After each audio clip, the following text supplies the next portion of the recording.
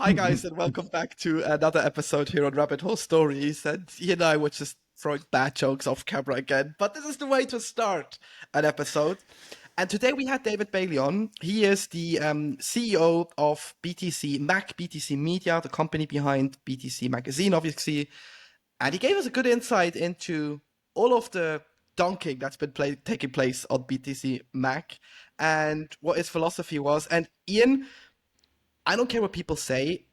You have to speak to the guy to get to know him a bit personally. He has envious beard games, like he has a proper beard now, and I felt pumped. Like I bought some sats after that episode because I was like, yeah, fuck yeah, he's right. How about you? Mate, I was just distracted by this guy's beard throughout the whole episode because that was not what I expected when he came online.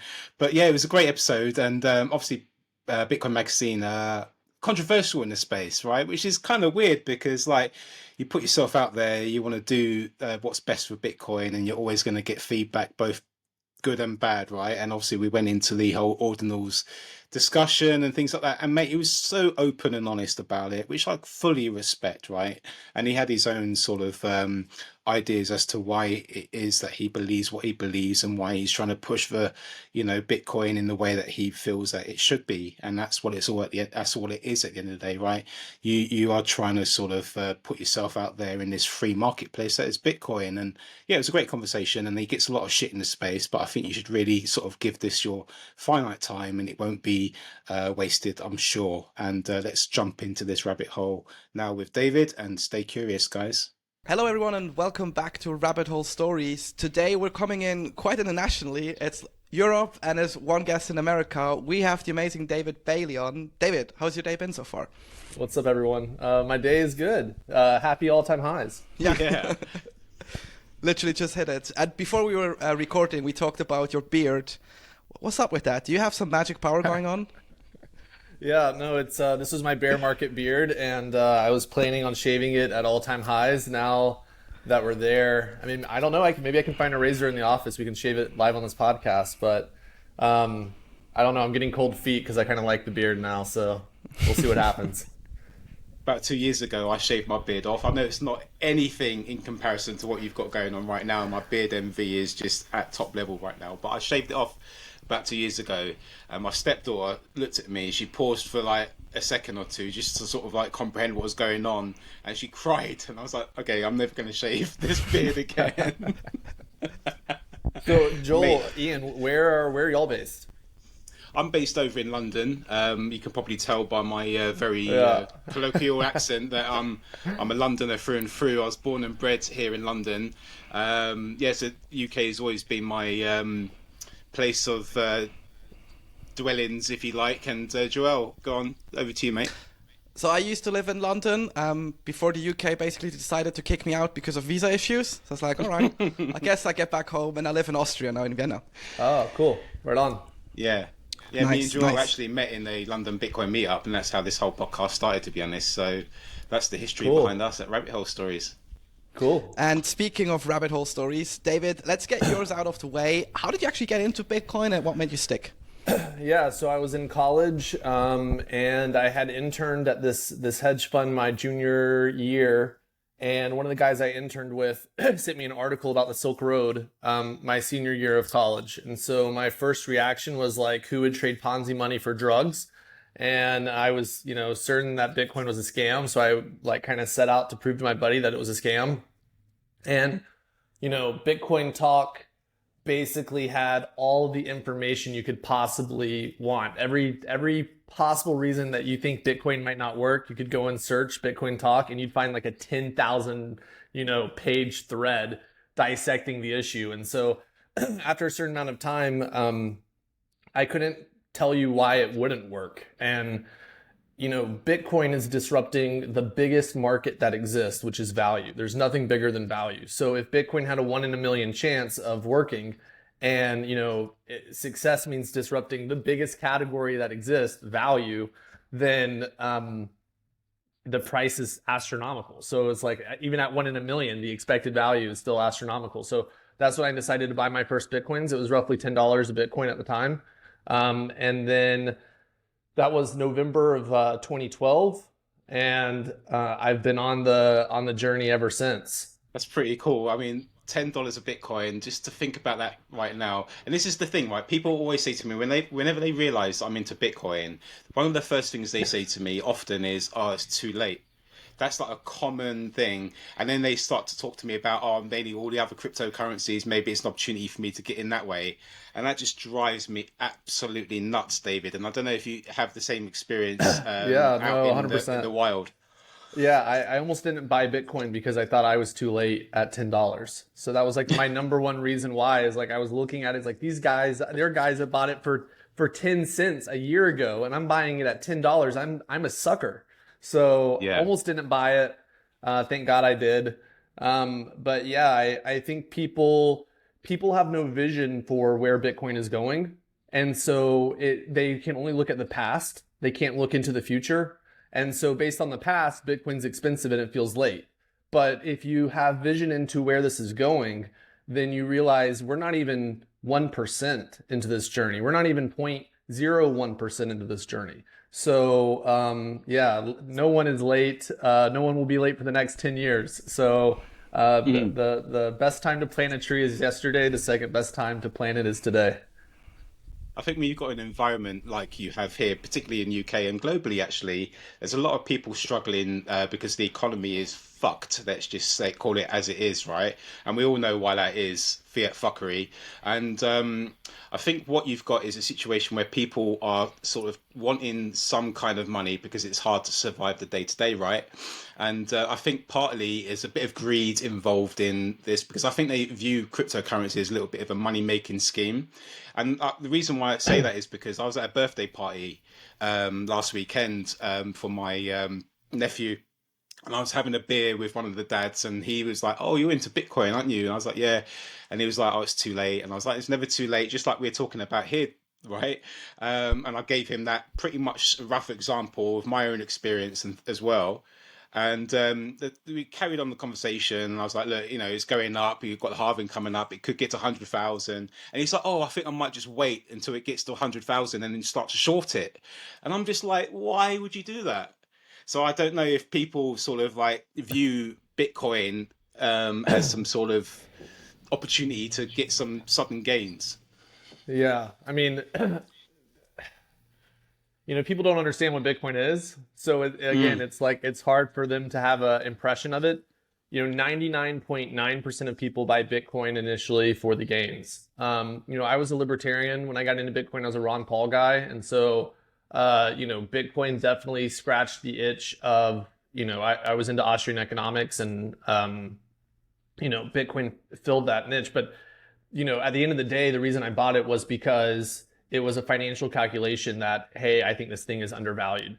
And so, I think almost everyone gets into this for the number go up technology. And only once they gain an appreciation for what it is, do they see it in a broader sense and kind of the role that it has to serve in the world rather than just the role it has to serve in their own financial success. But we have to be real with ourselves that that's why people get Bitcoin initially is for number go up. And I feel like that's one of the challenges this community has is that we're so scared of embracing that when at the core of this movement, like number go up represents adoption of the technology. It represents us winning against the fiat system. It represents prosperity and power coming to our ideology. So number go up is a fantastic thing, and we shouldn't hide from it or run from it. Yeah, that's a very good point. And my question to you, what would the CEO of Bitcoin Magazine do to help put the signal of Bitcoin out there so people can understand it a bit better? What's the question? How will you, as in the Bitcoin Magazine, put that signal out there to help people better understand what Bitcoin is? Because I imagine it's quite a hard thing to do, right? This Yeah. abstract thing. So, how are you at Bitcoin Magazine trying to represent Bitcoin and put that signal out there for everybody else? So, our company vision, our company mission is hyper Bitcoinization. And so we are always trying to lean into defining a future of where Bitcoin is going. Now, and maybe that future is not how it ends up playing out, but create a vision that we believe in and that other people can touch and experience and buy into as well. And, move people to imagining a world where there is no fiat, and Bitcoin is the value system of humanity. And so we are very far ways away from that reality being possible.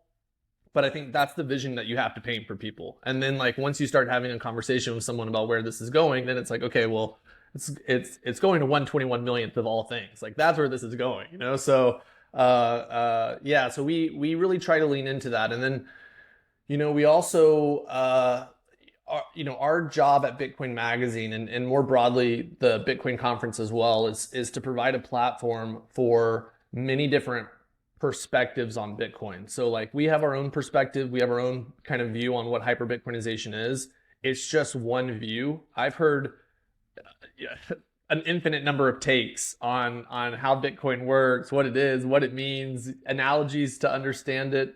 And so, we want all of those views to have a platform to compete, to be heard, and, different messages speak to different people. And so, the vision that we're selling for Bitcoin, it speaks to one type of person. Bitcoin is mycelium, speaks to a totally different type of person, So, but let all of the narratives flow.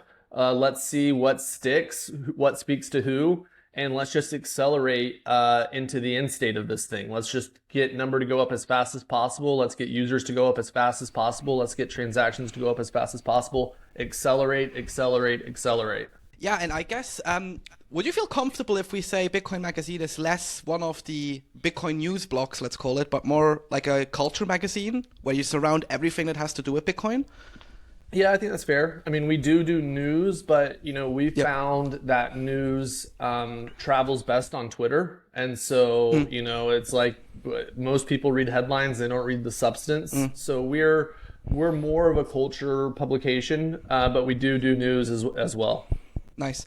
And, having been to a few of your conferences, there's always, there's also conferences happening now this year, apparently, that try and be I'm going to call it out as the anti-Bitcoin Magazine conferences. They don't try to make it, okay, it's hard to describe this politically correct. Fuck it. They don't try to make it as big as possible. They try to be, very plebby. It's very unorganized, sorry. And everyone sort of contributes. And this is where I go in. I go, okay, I've also had bad experiences at one of your conferences, namely Amsterdam last year. But mainly, your conferences have always been sort of the biggest stage. You get the biggest talkers in there. You also get controversial figures in there. People dance on stage. That's totally okay. People lose their fucking mind on Twitter about it. That's also okay. That helps the narrative again. But how do you feel about this? Because I imagine working for BTC Mag, you constantly get called out for anything you do, I imagine. And especially with the conferences, it's always either, oh, that was too big or too small or whatever in the middle. Yeah. So it's a good question. So first off, I come from a day in Bitcoin where, we invented what a Bitcoin pleb was. I'm one of the original Bitcoin plebs. Okay. I started in Bitcoin. I was 22 years old. I had no money. I didn't have fucking shit. Okay. So first off, I know what it's like to be a Bitcoin pleb. Second off, whatever toxic maximalism people think exists today, nothing is as toxic as the Bitcoin talk forums. So I was born in toxic maximalism, and none of this stuff at the end of the day phases me. Like if this stuff really, hurt me deeply when someone's mad on Twitter, then I never would have made it this far. So it is what it is. It just comes with the territory. First off, second off, I respect that the hustle of putting on events. I respect anyone who builds or creates something in Bitcoin. Okay, even if they build something that the whole vibe they're building is hey, we're the anti-Bitcoin magazine. I don't care. Go for it. Good job, man. If you can build a community and an audience, you're advancing Bitcoin. All of our bags are in Bitcoin. All we care about is Bitcoin number go up. So, if there's a market for the anti-Bitcoin magazine market, go for it. The next thing I'd say is different people like different things in events. And so our when we did the Bitcoin conference, we were the only Bitcoin conference. Like I'm not going to say we invented the idea, because we kind of modeled the event off of the first Bitcoin conference I ever went to, which was called Bitcoin 2013, which happened in 2013 and 2014 and then stopped happening. And so when we went Bitcoin only in 2018, we were like, hey, we have to bring back a Bitcoin conference, because there was like Consensus, there was all these big crypto conferences, and it's like, we need a Bitcoin conference. So we had to kind of invent what that meant. And Bitcoin 2019, which was a 2,000 person conference, was one of the best conferences that people have been to. Maybe Bitcoin 2021 was better for other reasons, but Bitcoin 2019 was really something special. And so, our vision for doing the Bitcoin conference is that Bitcoin is king. All cryptos are downstream from Bitcoin. The issues that matter happen in Bitcoin, and then they flow down to affect the rest of crypto. And so, Bitcoin deserves to have the biggest event in the world. It deserves to be the best party in the world. It deserves to showcase freedom for the world. Like, we're building a countercultural movement that includes art, music, technology, money. Like, this is a festival for freedom, and, it should be fucking awesome. Like, that was like the view that we had. And so, for us, it was like, let's scale this event to as big as we can possibly go. Like, if we can make a 1 million person event, let's do a 1 million person event.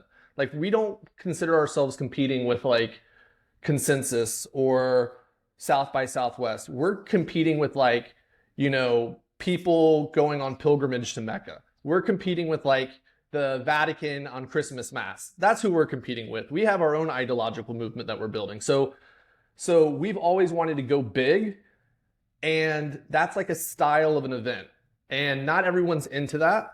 And like, I think there needs to be other types of events that are focused on the technical side, or focused on, there's different things that people want out of an event. So anyway, I no shade on throwing a 300 person event. Now, there are certain events that I would say like kind of fall in between the middle of those two things, where like maybe they don't have a specialty, they're smaller than our event, and they're also frame themselves as like the anti-Bitcoin mag event. Okay, I'll just throw out some examples of this type of event. So this would be like BTC Prague. This would be like Pacific Bitcoin. These are like events that throw a lot of shade our way.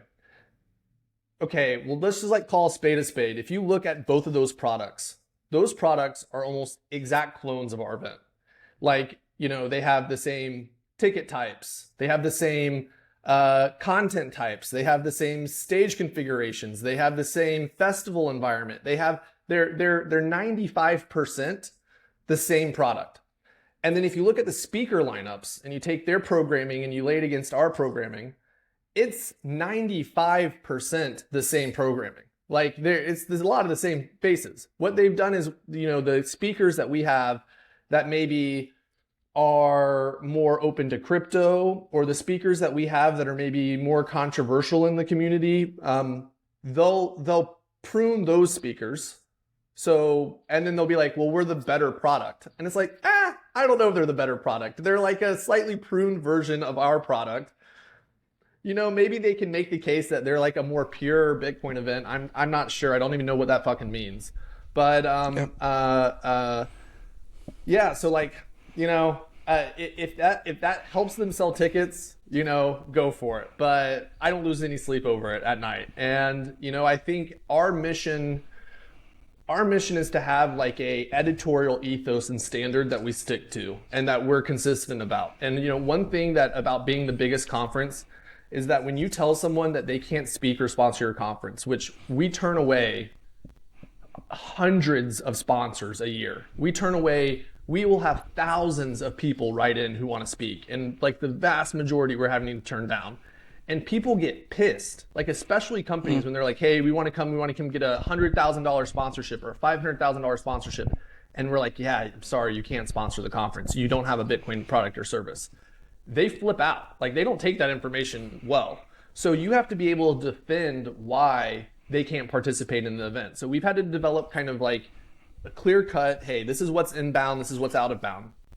And so, when we said, hey, like, okay, you have to have a Bitcoin product or service, and we interact with something like Ordinals, and Ordinals wants to be a part of the conference. They want to talk about what they're doing. It's like, is this a Bitcoin product or service? Does this leverage or use Bitcoin in some way? Okay, de facto, it does. Like, that's an undeniable thing. So it's like, okay, well then on what basis do we have to tell someone that they can't participate other than like, we've just subjectively decided we don't like you, and so we're not going to let you. And other conferences, I won't say which one specifically, like they won't let Ordinals projects or participate or speak. And I've actually asked one of these conferences, what is the basis that y'all decide that? Like, how do y'all decide who can and can't participate? And they told me, if Adam Back likes it, it's Bitcoin. And it's like, bro, that is not what we're about. That's not what we do. So, like, I think my challenge to our peers that would criticize with the decisions that we make is put your standards up in public and, take the same scrutiny that we take on our standards, take it on your standards.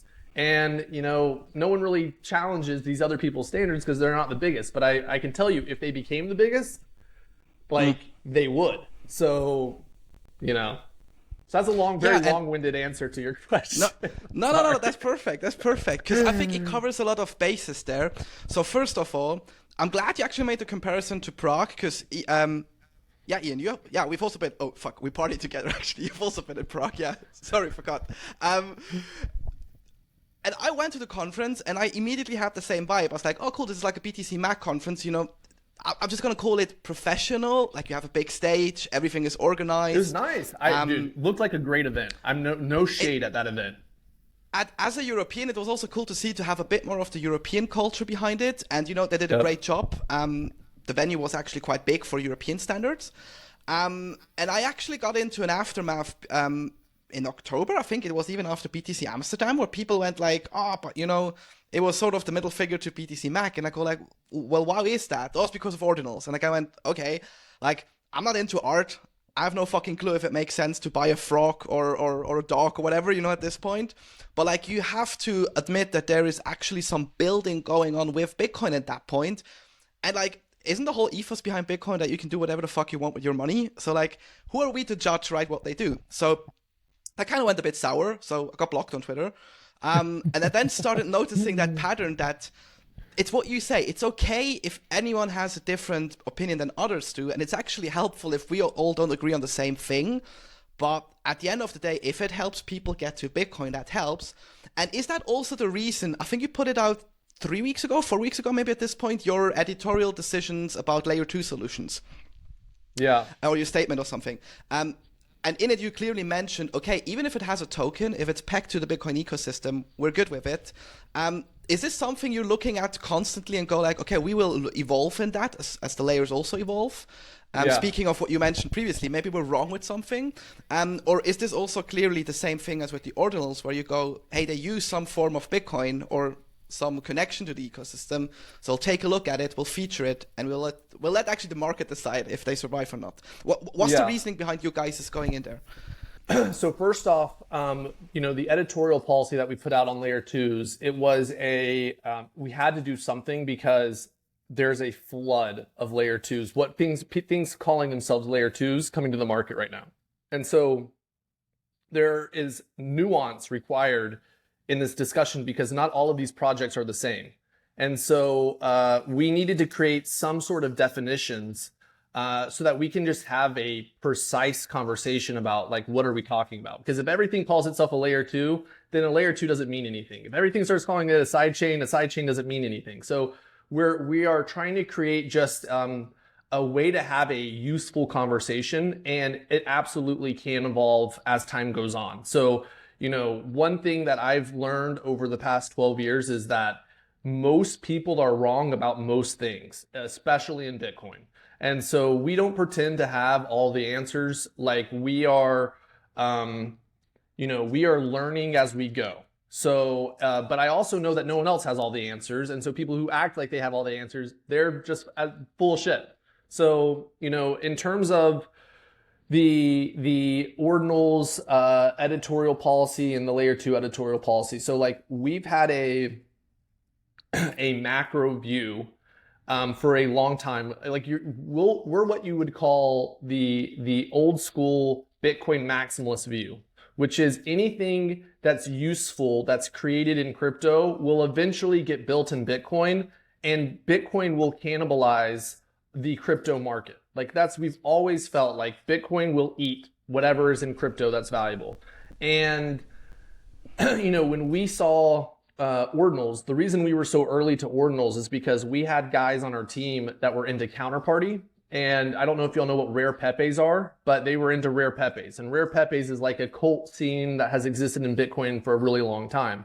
And so we've had guys that have wanted to have like rare pepes at our conference, or like Bitcoin-based NFTs at our conference for years, but they're like, hey, like we can't do it yet because it's not truly native to Bitcoin. And when ordinals came along, they were like, okay, this is like nerdy, dorky NFT shit on Bitcoin, properly on Bitcoin. Like, let's play with this. So that's why we were so early to it. And I think when we first embraced it, it was kind of sexy to hate on us for doing so, because it had become so normalized to hate on NFTs in general because they weren't on Bitcoin.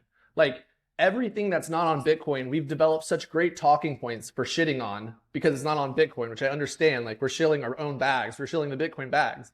And so like there's a little bit of a what's the word, cognitive dissonance that when NFTs come to Bitcoin, and we've been shitting on NFTs for so long, it's like, how do we make that work with what we've been saying for all this time? So, from like when we embraced ordinals, there weren't a lot of people using them.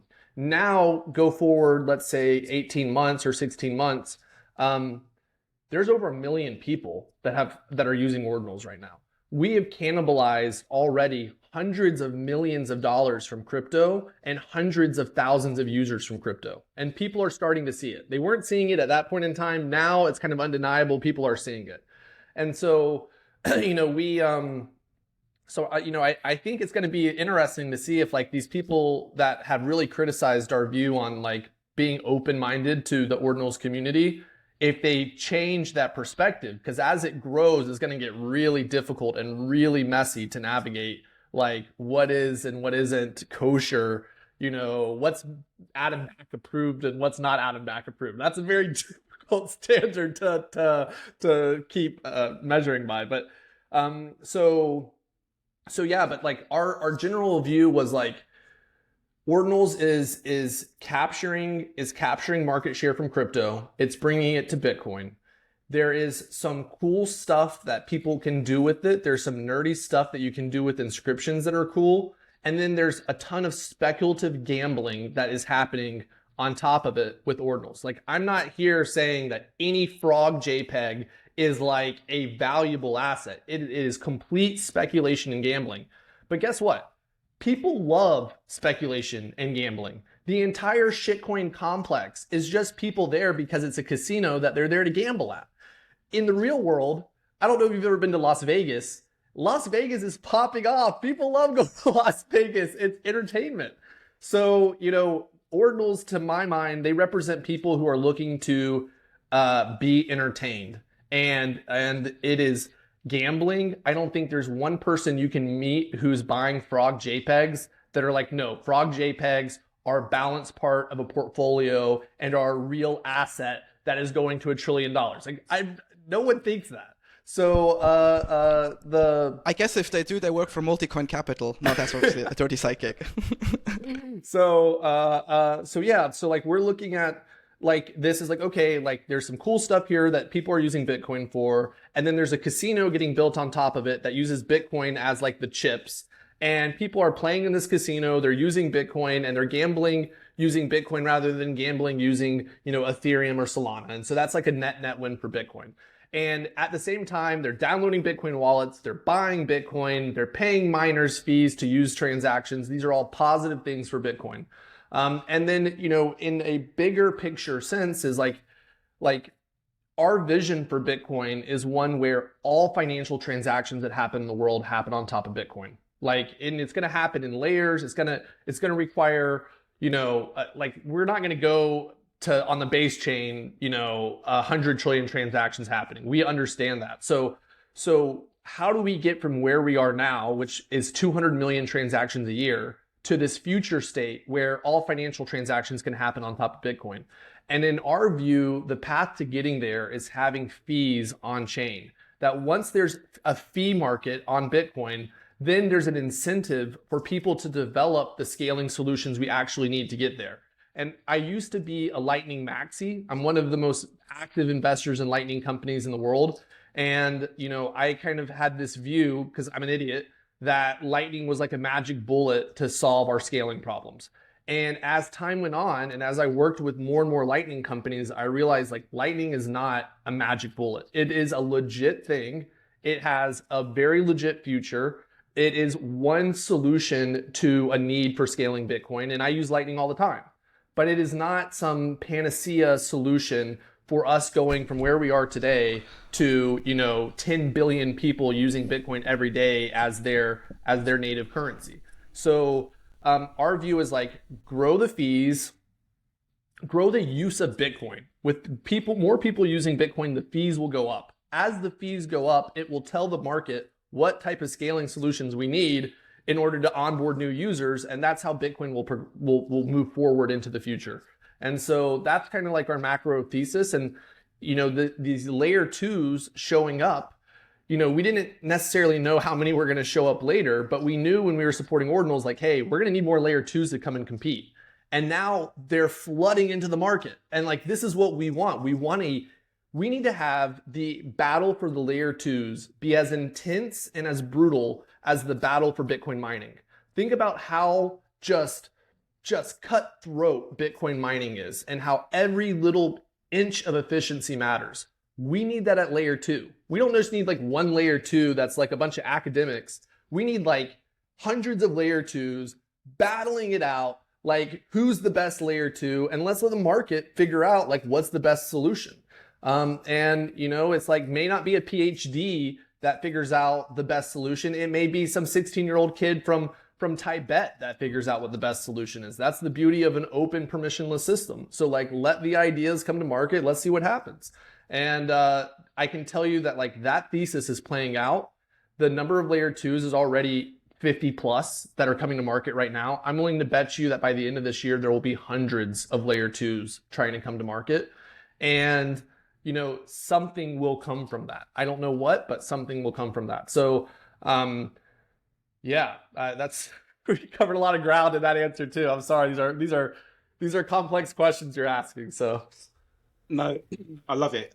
This is the sort of discussion that I think we need more often in the Bitcoin ecosystem. To be fair, and I think when you're on Bitcoin Twitter, I start to see like these forming of different camps and ideologies, and people I think are in danger of following the narratives of their Bitcoin hero or the person that they align with their sort of mindset or ideology, and they don't really then allow themselves to fully open up their minds to explore other possibilities within Bitcoin and to help it evolve and be open-minded in that regard, right? Because at the end of the day, Bitcoin provides you an opportunity to do what the fuck you want, anything.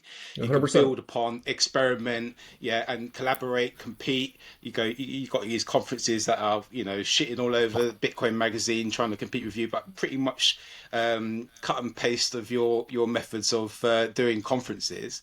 And I think, gatekeeping Bitcoin or the building that's going on within the Bitcoin ecosystem, so it's not allowing a certain community from that ecosystem to that sort of conference, sort of like dulls the noise, and it's like perpetuating this kind of one ideology, one narrative, and it's sort of it's ostracizing the whole section that could actually be putting some signal out there to grow and invite more people in to sort of bring us into that hyper Bitcoinized world. Am I talking nonsense? No, 100%. And I mean, like, Okay. and I don't want to again, we don't have all the answers, and there's at Bitcoin Magazine a lot of disagreement about, like, every person has their own views at Bitcoin Magazine. We encourage people to think for themselves. We don't have like a company policy of this is like, you must think this way to work here.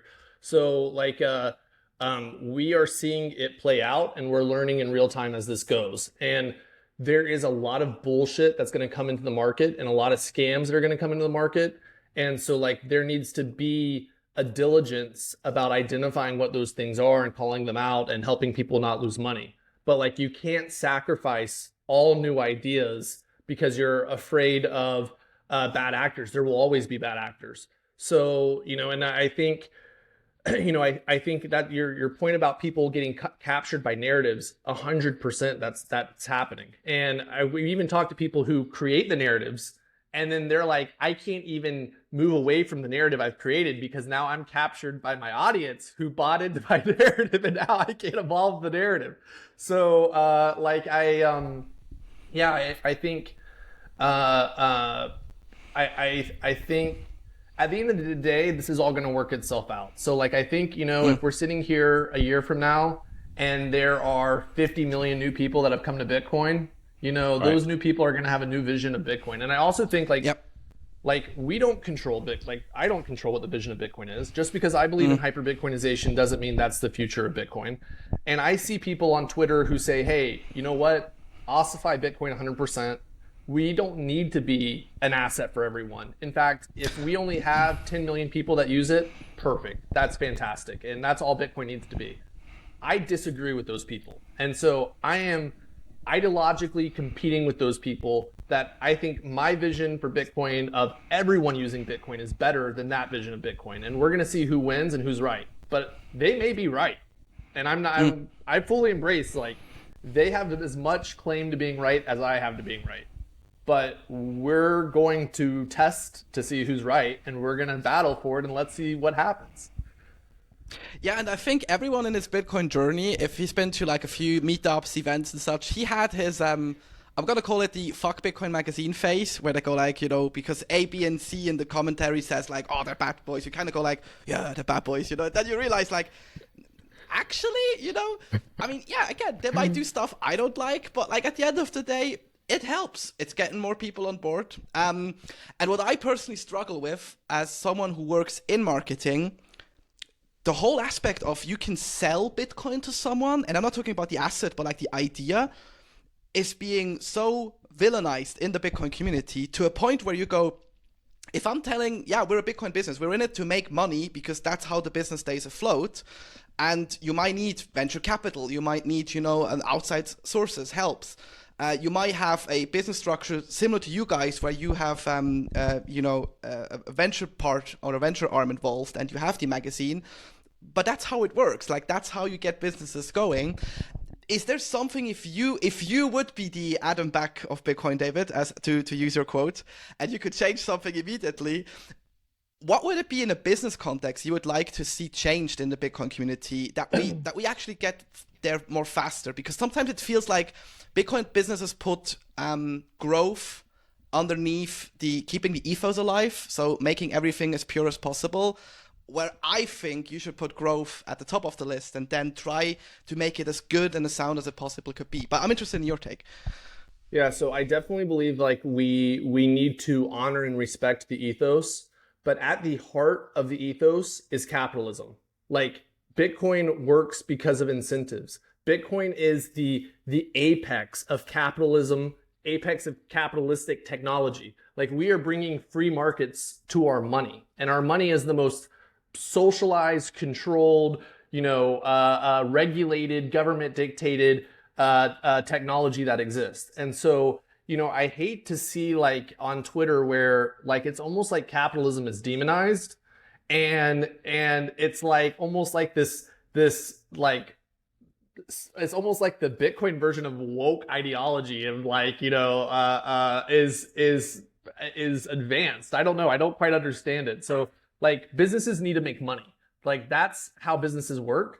And that's what makes Bitcoin valuable. And to demonize that at your own peril, because I can tell you, like, if we're going to take Bitcoin to the masses, if we're going to onboard the business community, we're going to onboard them because Bitcoin is the best. Bitcoin wins on the features, on the technology, not because it wins on the purest ideological grounds. Like that's not what's going to make Bitcoin win. And is why libertarianism has never advanced, as a political party in the United States.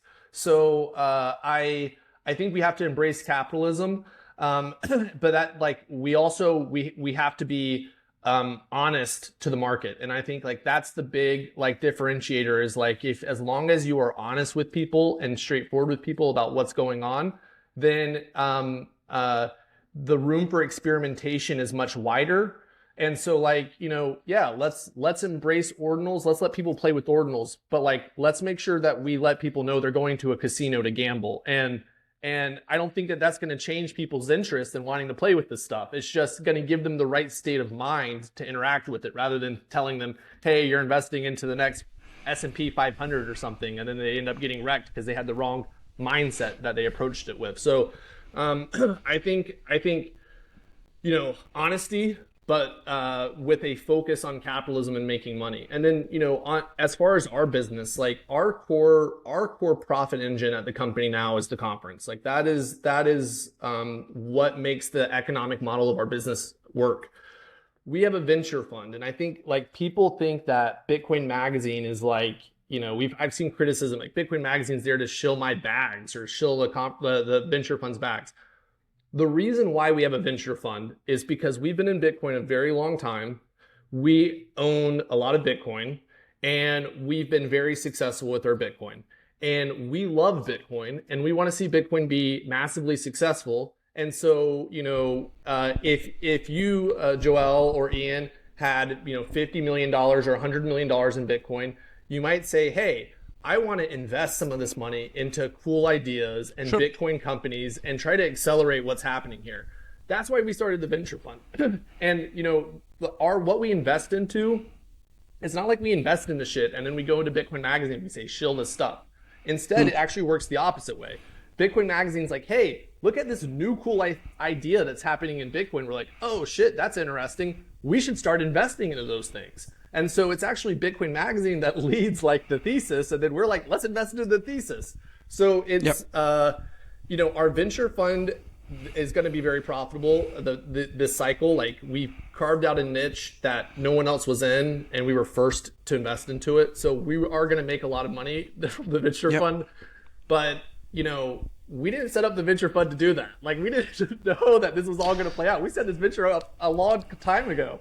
So I just want to be clear, the venture fund was more like a passion project, let's say, or passion project wanting to make money. And, now people are because it's performed really well or because it's invested into a lot of stuff, people want to say it's all contrived or whatever. And it's just not. Our business model works around the conference. We sell tickets to a conference. We sell sponsorships to a conference. That's what pays the bills.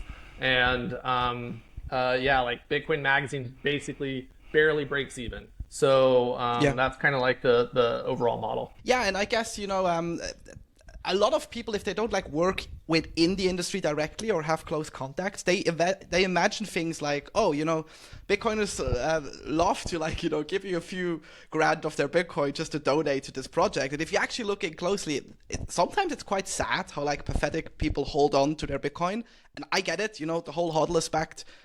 No doubt about it, especially if you don't own a lot of Bitcoin compared to what maybe a venture fund would do. But then you kind of need these investments to keep the companies afloat. And I'm saying this is someone who is working at a Bitcoin company that is being ventured by EgoDev in this case, and a couple of other Bitcoin ventures. And if they wouldn't exist, we still would have probably made it, but it would be super fucking hard to get to the numbers we are today. And guess what? If we actually do something in Europe, it has an impact on the Bitcoin community. So that's the whole idea behind it, right? I also want to go down into one last thing before we wrap things up. I know you've been pretty vocal about the whole, Barry situation, the DCG group and all that stuff. And I think there was a point in time where CoinDesk was for sale, and you guys were either imagine going into it or looking at the offers, and now sort of bullish has taken over things. How do you feel about it looking back now, probably, what is it now, 9 months later, where you see that CoinDesk has actually been sort of ripped off, bullish came in. Speaking of driving the narrative, I mean, you could make the case there that okay, they use CoinDesk to their advantage as well. But how do you compare specifically that portion of BTC Mac to things like CoinDesk and these crypto magazines in general?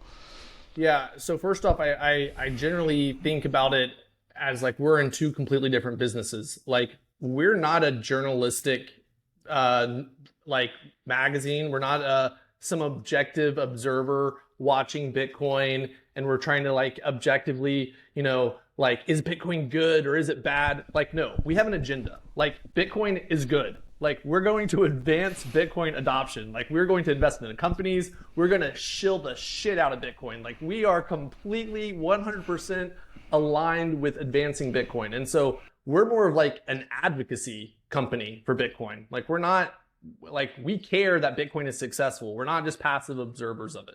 So I think like CoinDesk has always kind of been a passive observer, like documenting what's going on, and that's never been like our kind of focus or target.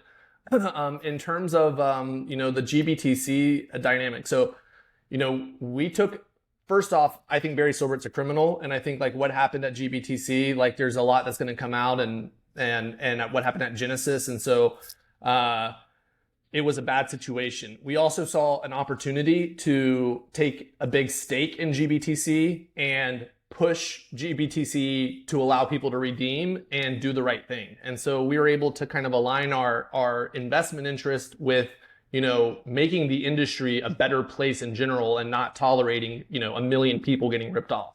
So we're very happy with how that played out. Very happy to watch the ETFs come live, and I think it's like we're seeing every day the effect that's having. I think it's going to bring a bunch of people to Bitcoin. What happened with CoinDesk?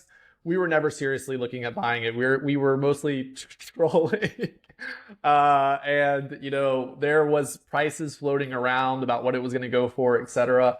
I wish Bullish the success with it.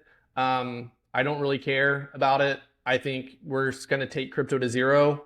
And so I think, all these other tokens outside of Bitcoin will go to zero. And so I imagine eventually CoinDesk will pivot to being a Bitcoin only publication because none of this other stuff will exist. So we look forward to competing with them in the future. But as of right now, we don't really look at them as competitors. David, it's been a fascinating conversation with you. Thank you for joining us here at Rabbit Hole Stories and for your finite time. But at the end of each of our episodes, what we do is that all roads lead back to Bitcoin challenge for each and every one of our guests. And we're going to give you a word or phrase, and you're going to have to try and relate that back to Bitcoin somehow. So, David, are you ready for the all roads lead back to Bitcoin challenge? Let's go. Bro, how does country music lead back to Bitcoin? Seeing as you're from Nashville or in Nashville, so country music, how does that lead back to Bitcoin? Okay, so music more broadly, every movement, every revolution is driven by culture, is driven by music, is driven by art. So first off, music is going to have a big role to play in taking Bitcoin adoption from 100 million people to 10 billion people. So that's number one. Now, what does country music specifically have to be as part of this? Tennessee, Nashville, country music, it represents rural America. It represents the part of America that has been left out of the monetary system. None of us rednecks, we consider ourselves the redneck contingent of Bitcoin. None of the rednecks are invited to the country clubs in Connecticut and in New York. We're flyover country. And for once, there's a money that's for the rednecks. It's for the blue collar worker. It's for the people who have been forgotten. We're forgotten no more. So country music is about the countercultural movement to take the middle of America that's been left behind and to take them to the top of the pack and to have them be treated the same as every other citizen, no matter if they live on Fifth Avenue, New York, or whether they live in the countryside of Tennessee. So that's how I'd relate it back to Bitcoin. That's a perfect answer. And we're still obviously proving that, in fact, all roads do still lead back to Bitcoin. David, before we wrap up, is there anything you want to shill, and where can people find you? Yeah, so I'll shill our conferences. So we're in the process of taking Bitcoin global, the Bitcoin conference global. So we have our first conference in Asia coming up in Hong Kong. We have a conference in Nashville in July. We're going to have a conference in Europe in October. And then we have one conference that we haven't announced yet coming maybe next week That's going to be happening in December. Our ask is like, hey, you don't have to like us, you don't have to agree with us, but help us shill Bitcoin to every breathing, living person on this planet. We have a lot of work to do, and we look forward to working with all of y'all. Nice. And I guess the best place to find you is X or Twitter, right? Yeah. Just don't be offended by any of my tweets. I mean, and even if you're offended by tweets, you're a snowflake anyway. So maybe you shouldn't be on the internet. Yeah. David, it was a pleasure having me on. Yeah, no, this is awesome. Perfect. I like the podcast. Nice. And to all of our listeners, as always, thanks for finding the time and stay curious.